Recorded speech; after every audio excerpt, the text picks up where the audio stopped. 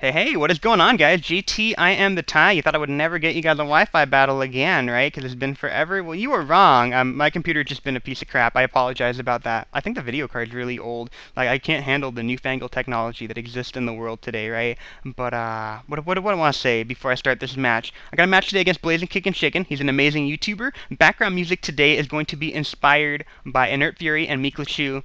If you watch them play the violin for the Star Fox theme and for the Star Wolf theme, they're both amazing. I'm going to link them in the description below, and BlazinKickinChicken as well, because he's an amazing YouTuber, an authority on 4th Gen OU stuff. I ask him for help with team stuff all the time. He's one of the Smogon team raiders. Just a really, really cool guy. So without further ado, let's get the match started, because we're playing a little bit of OU. He's going to send out an Empoleon lead. I've got a Gengar lead. Most of those things are Focus Sash, but I'm going to go for the Focus Blast anyway. I don't think I'm going to be able to knock him down to a Sash, just because I know his Empoleon has really nice special defense.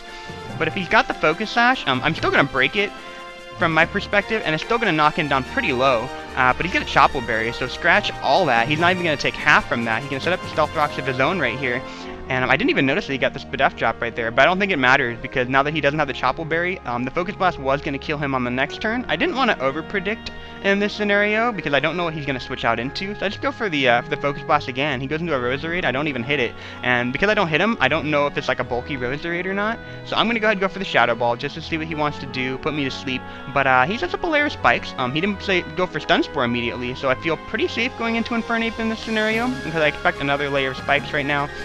I figure he's probably going to switch in this scenario. I do want to see what his Infernape counter is, so I'm going to go for the U-turn, and he's going to go ahead back out into his Empoleon, so that doesn't reveal anything to me. He went back out into his lead, so I'm going to play the same game. I'm going to go back out into my lead, because I know my lead can probably take him out.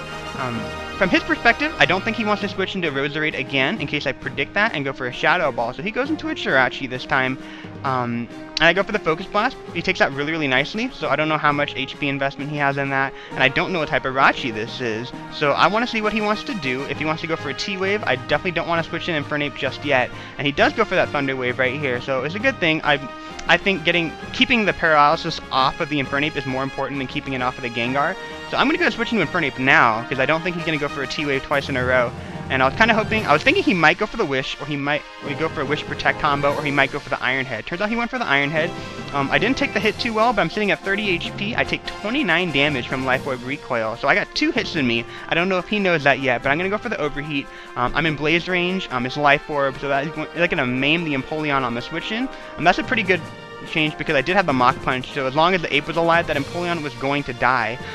But because I got one more hit in me, which he probably wasn't expecting, he's going to have to go into a Rotom to take that second Overheat. So and apparently Ape was probably a pretty big problem for his team, but Ape is gone now, and he sets up a Substitute, so I'm like, crap, I got a Rotom sitting behind a Substitute. I'm thinking he might want to Pain Split, but he also put a lot of entry hazards on the field, and Jolteon has like next to no HP, and is also the fastest thing that I can throw out, and hit him with the Shadow Ball. So I'm gonna go for the Shadow Ball right here. He's gonna go ahead and Pain Split up, back up to a little bit less than half, because he doesn't get nearly as much as he probably wanted because of all that entry hazard damage. And he's gonna go ahead switch out into Roserade, and I was thinking he was gonna go into Roserade to take the Shadow Ball, because I saw that it was very specially defensively bulky. So I'm gonna go into my Dragonite on the switch, and now I'm trying to decide what he wants to do. A possible Stun Spore could be coming my way, so I'm gonna set up a Substitute just in case, because that would give me a free Dragon Dance, because that would probably force a switch on his end. He goes into a Machamp though. I'm thinking, okay, now I don't know what he wants to do.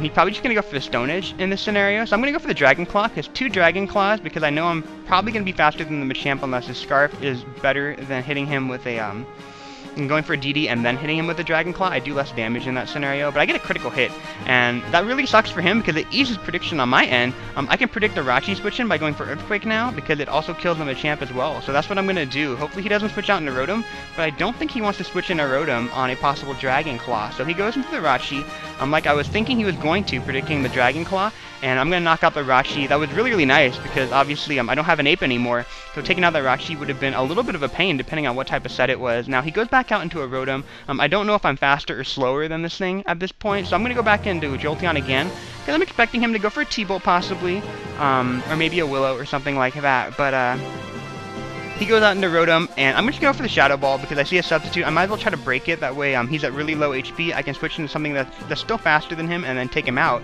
But he goes out into a Roserade. He hard switches from behind the Substitute, which is really interesting in my mind. and he takes a hit pretty decently, but at this point, Jolteon can't switch in anymore, so I have to leave him in his fodder because of all the entry hazards he's set up, and he goes into a Flygon. Now, like I said, I'm just going to leave him in. I don't know what he wants to do. If he locks himself into Earthquake, I know that I can get a free switch into my Gengar. He locked himself into Outrage, and I can go into my Empoleon and set up my Stealth Rock. But he U-turns, goes back out into Rotom, so I need to go into something. I actually don't have anything faster than the Rotom anymore. So I'm going to go into my Gengar. Hopefully I don't get the Parahax as he tries to set up a substitute maybe. But I'm going to go for the Shadow Ball, and he switches out into Roserade. And at this point, looking at that damage, I know a second Shadow Ball should be able to take him out as long as I don't get the Parahax. He's going to go for the Hidden Power. I think it's Fire, most likely, because I feel like he probably would have used Ice on the Dragonite if he had it out. But I'm going to go ahead and go for that second Shadow Ball. It is going to be able to take out the Roserade. And at this point, I think he's going to go ahead and switch back out into a Machamp now. And now, because I got a Paralyzed Gengar who's sitting at like 100 HP, he's really not that useful to me anymore. I can't go for counter in this scenario, but I want to see what he wants to do. I don't want him to get up and kind of do anything too funky, so I'm going to force him to kill me. Go for the Shadow Ball, but he does kill me off immediately, and I go out into my Dragonite now, and I'm just going to go for the Dragon Claw. He's sitting at a really low amount of HP, so I should be able to take him out from there. I'd be really shocked if I didn't, based on how much the crit Dragon Claw did. But at this point, he's going to go ahead and go back out into Laid to Rest again, because there's so many of those named Laid to Rest. He can set up a substitute. I'm going to set up a substitute of my own, because I was thinking maybe I might be faster than this guy. Maybe I can block a Willow or a Pain Split or something in that scenario, but it turns out he's faster already. So that's good knowledge for me to know. He's going to break my substitute with a T-Bolt. I'm going to break his substitute with a Dragon Claw. And from this perspective, after I get the leftover recovery, I get a funny idea in my mind. I'm like, I don't know how invested in special attack he is, so I might be able to take a stab T-Bolt decently with a Dragonite, because it's got pretty decent special defense. So I'm going to see if I can set up a DD right here, just in case he tries to go for something funky again. And he goes for the T-Bolt. I live it, which is awesome. I'm going to set up a DD.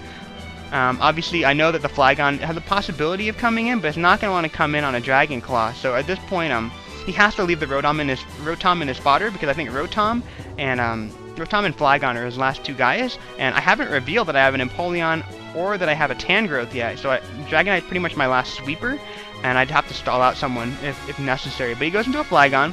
He's Choice Scarf, so he's going to be able to take me out with the Outrage. He locked himself in the Outrage, so I could go into Empoleon, but because it's the last guy, I can't do anything. I don't see any point in setting up Stealth Rock, so I'm going to go immediately into my Tangrowth. He takes a ton of damage from the switch-in because of all the entry hazard damage. He's going to take the Outrage really, really nicely, and I'm going to hit him with a Hidden Power Ice, and that is going to end the game. Supercuts for the win, because, like, get in, get confident. But anyway, that's going to be the game. I hope you guys enjoyed that video. That was a doozy of a battle. I had a lot of fun playing that, Kevin. We'll definitely play again sometime. And I hope you guys enjoyed that video. Definitely feel free to click the like button if you did. And yeah, that's pretty much it. For those of you who tune into the Final Fantasy thing, like 1/10 of you, I'll have another episode following this battle. So I hope you guys enjoyed all the content, and I'll try to get you guys another Wi-Fi battle pretty soon, because I really like doing Wi-Fi battles. I like narrating them. Wanderer of the Wind, by the way, mentioned a really, really cool idea.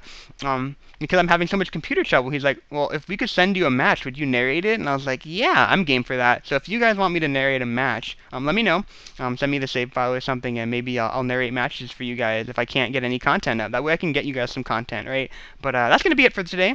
Hope you guys enjoyed that video, and I'll catch you all another time. Bye.